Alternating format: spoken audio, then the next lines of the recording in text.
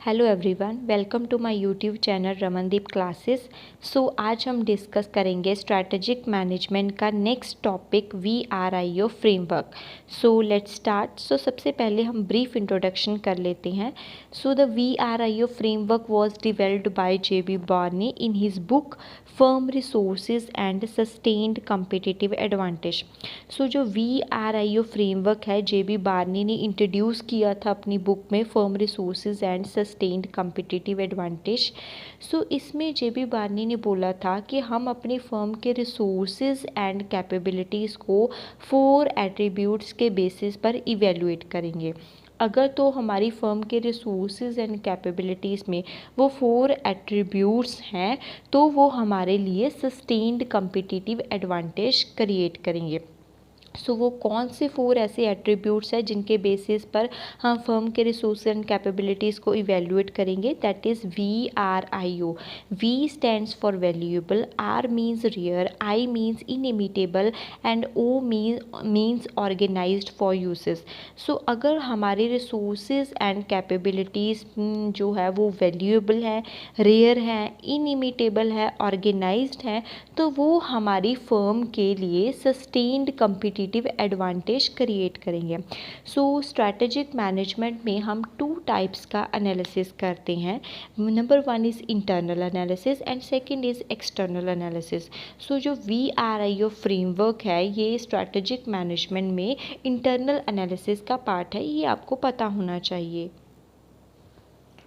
सो इन resources and capabilities को जो हमने 4 एट्रीब्यूट के बेसिस पर इवेलुएट करना है, अब उनको हम 1 बाय 1 करके डिस्कस करेंगे। So first is valuable.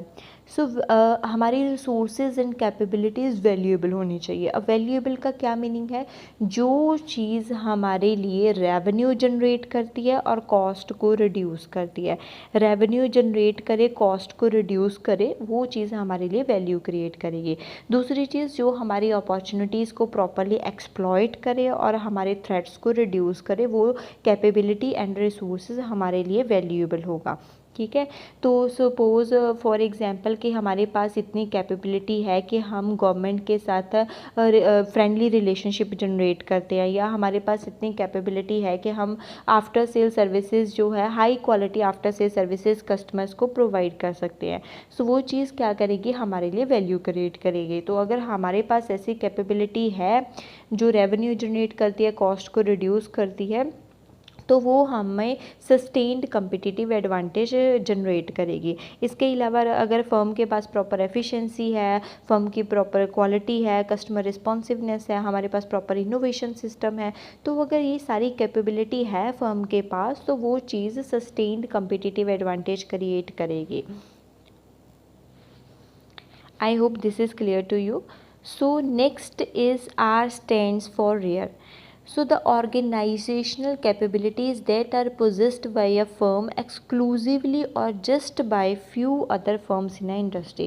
So अगर हमारे पास ऐसी ऑर्गेनाइजेशन कैपेबिलिटीज़ हैं जो या तो एक्सक्लूसिवली हमारे पास ही है या पूरी इंडस्ट्री में कुछ फ्यू फर्म्स के पास ही है, उसको हम बोलते हैं रेयर। वो चीज़ हमारे लिए सस्टेन्ड कम्पिटिटिव एडवांटेज क्रिएट करेगी।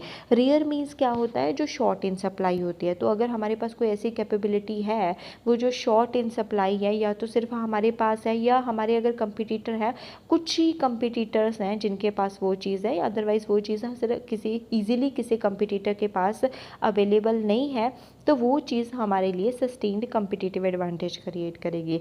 Like for example the presence of highly satisfied and motivated workforce. तो आजकल के टाइम पे सेटिस्फाइड एंड मोटिवेटेड वर्कफोर्स बहुत ही रेयर मिलती है। तो अगर हमारे पास वो रेयर चीज़ है तो वो हमारे लिए सस्टेन्ड कम्पिटिटिव एडवांटेज क्रिएट करेगी। सो ऐसे अगर मैं कोक बोलूँ तो कोक क्या वैल्यूएबल एंड रेयर है? तो इसमें ये चीज़ है कि कोक वैल्यूएबल तो है क्योंकि ये प्रॉपरली रेवेन्यू जनरेट करता है, कॉस्ट को रिड्यूस करता है, बट कोक रेयर नहीं है। रेयर क्यों नहीं है? क्योंकि उनके कोक के और बहुत सारे सब्स्टिट्यूट्स है, पेप्सी है, 7 अप है, RC है। सो हमारे पास जो कैपेबिलिटी होनी चाहिए वो वैल्यूएबल भी होनी चाहिए, रेयर भी होनी चाहिए, तो वो हमें sustained competitive advantage create. So next is inimitable. Inimitable means जिसको कॉपी ना किया जा सके। सो हमारे पास जो रिसोर्सेज एंड कैपेबिलिटीज़ हैं वो इनिमिटेबल होनी चाहिए, वो कॉपी ना की जा सके।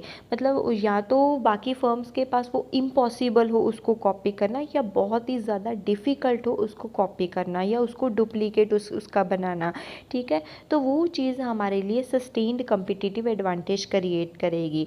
ठीक है, फॉर एग्जांपल के जो हमारे कंपटीटर्स है वो उसका सब्स्टिट्यूट क्रिएट नहीं कर सकते। ठीक है, तो वो चीज़ हमारे वो अगर कंपटीटर उसका सब्स्टिट्यूट नहीं बना सकते, उस कैपेबिलिटी और रिसोर्सेज का नहीं सब्स्टिट्यूट, कंपटीटर्स के पास कोई सब्स्टिट्यूट नहीं है, तो वो चीज़ हमारे लिए कंपिटिटिव एडवांटेज क्रिएट करेगी। फॉर एग्जाम्पल हमारे पास जो है फेवरेबल कॉरपोरेट इमेज है, हमारा कॉरपोरेट कल्चर बहुत अच्छा है, तो उसको कोई कॉपी नहीं कर सकता। या फिर हमारे पास इतनी एबिलिटी है, हमारी फर्म के पास एबिलिटी है कि हम न्यू बिज़नेस को ईजिली एक्वायर कर सकते हैं, तो न्यू बिज़नेस को एक्वायर करना ईजी टास्क नहीं है।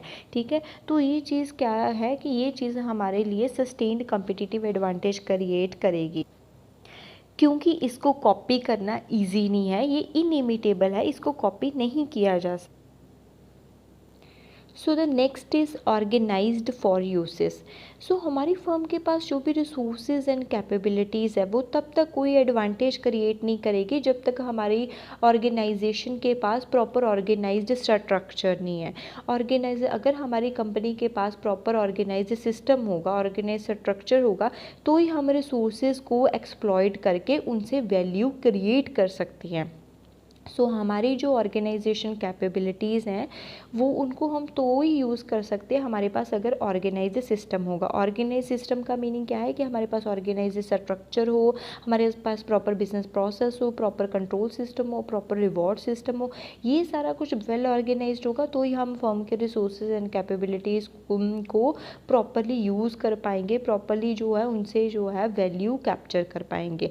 सो फॉर एग्जांपल कि हमारे पास proper R&D department, proper research and development department हो, हमारे पास रिसर्च लेबॉर्ट्रीज होनी चाहिए, यहाँ पर हम day by day new and improved product को इंट्रोड्यूस करें, कॉन्टिन्यू प्रोडक्ट में चेंजेस करते जाएं, तो ही हम जो है सक्सेसफुल हो पाएंगे, हमारी जो फर्म है वो सस्टेन्ड कम्पिटिटिव एडवांटेज लेने में सक्सेस।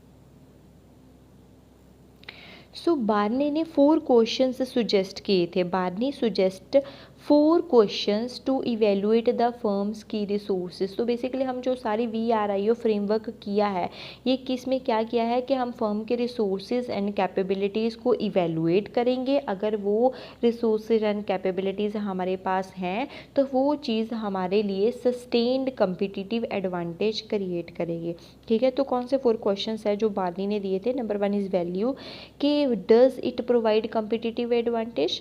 वैल्यू मीन्स क्या चीज़ वो हमारे लिए कम्पिटिटिव एडवांटेज क्रिएट करती है, हमें रेवेन्यू ज़्यादा हो रही है, कॉस्ट उससे रिड्यूस हो रही है कि नहीं। Rareness, do no other competitor possessing. Rareness means क्या, वो चीज़ किसी और कम्पिटिटर के पास नहीं है। Inimitable, is it costly for others to imitate. क्या अगर दूसरे लोग उसको कॉपी करेंगे तो क्या उनके लिए वो चीज़ बहुत ही ज़्यादा कॉस्टली है। Fourth is organised, is the firm organise to explore the resources. क्या हमारी फर्म प्रॉपरली ऑर्गेनाइज्ड है, जो हमारे पास रिसोर्सेज है उनको एक्सप्लॉइट करने के लिए, उनसे वैल्यू कैप्चर करने के लिए। तो अगर इन क्वेश्चंस का आंसर येस है तो क्या है कि resources is considered as a strength and a distinctive competence. तो अगर ये 4 क्वेश्चंस बार्नी ने दिए थे, अगर इन 4 क्वेश्चंस का आंसर येस है तो वो रिसोर्सेज हमारे लिए एक स्ट्रेंथ होगी, हमारे लिए एक डिस्टिंक्टिव कॉम्पिटेंस होगी, तो वो चीज़ हमारे लिए, हमारी फर्म के लिए सस्टेन्ड कम्पिटिटिव एडवांटेज क्रिएट करेंगे। सो कंक्लूजन निकल कर यही आता है कि बार्नी ने 4 एट्रीब्यूट्स दिए। अगर वो 4 एट्रीब्यूट्स हमारे रिसोर्सेज में वो 4 एट्रीब्यूट्स हैं तो वो चीज़ हमारी फर्म के लिए सस्टेन्ड कम्पिटिटिव एडवांटेज क्रिएट करेगी। I hope this is clear to you. Thank you so much. Have a nice day.